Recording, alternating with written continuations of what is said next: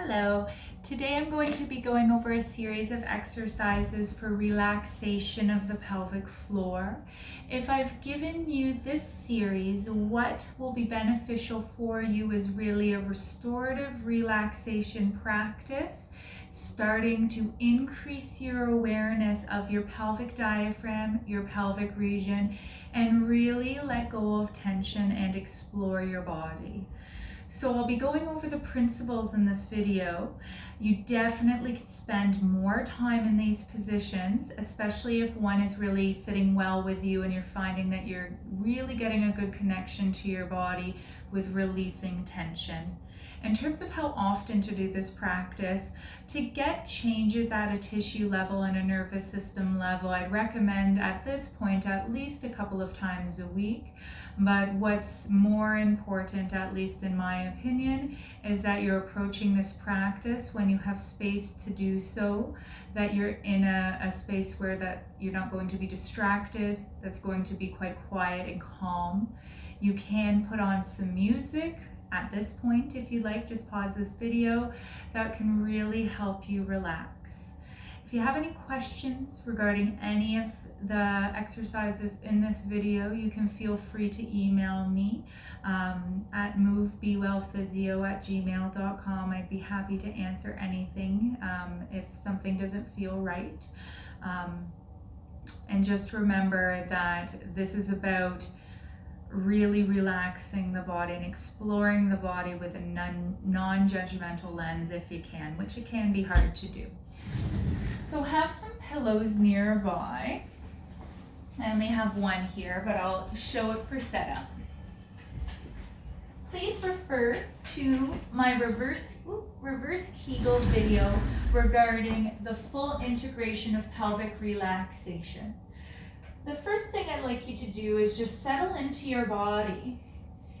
And this can be a really nice time to do a body scan. I'm not going to bring you through a full body scan, but feel free to do those guided meditations before this if you have time.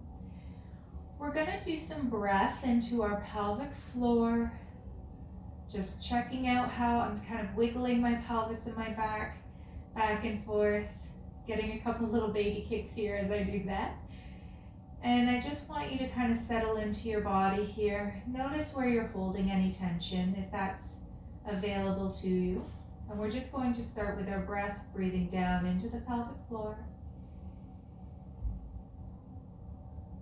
And just let it go. If you're finding anywhere that's tense, say your low back, your neck, you can always direct your attention there for the time being, and then return to the pelvic floor. We're going to move on with pelvic floor relaxation at this point. What I'd like you to do is grab 2 pillows, maybe more.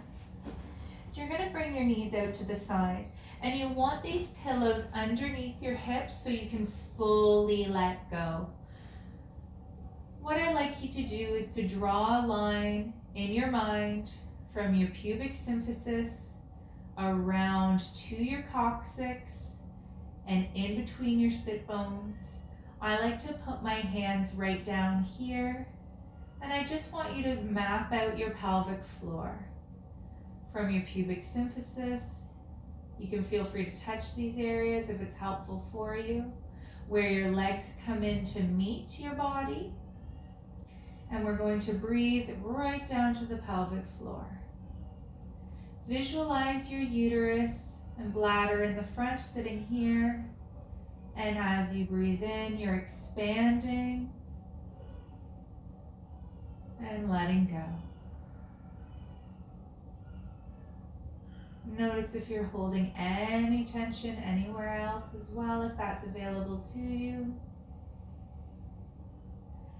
Or any thoughts that come to mind as you're trying to connect to your body. Staying here again, feel free to pause this video now and stay with this position for as long as you feel you need to. A good practice would be at least 10 to 15 breaths here. Moving into our second movement, going to extend one leg and really rooting through the sacrum. You can do a couple pelvic tilts forwards and back just to appreciate where your pelvis is. And then bringing the other leg up, placing your hand behind the thigh and just settling into your body. If you find having the hand behind the thigh generates too much tension up here, you can always use a towel or a strap, because it's really important just to stay relaxed through your upper body during this. You're breathing into that pelvic floor,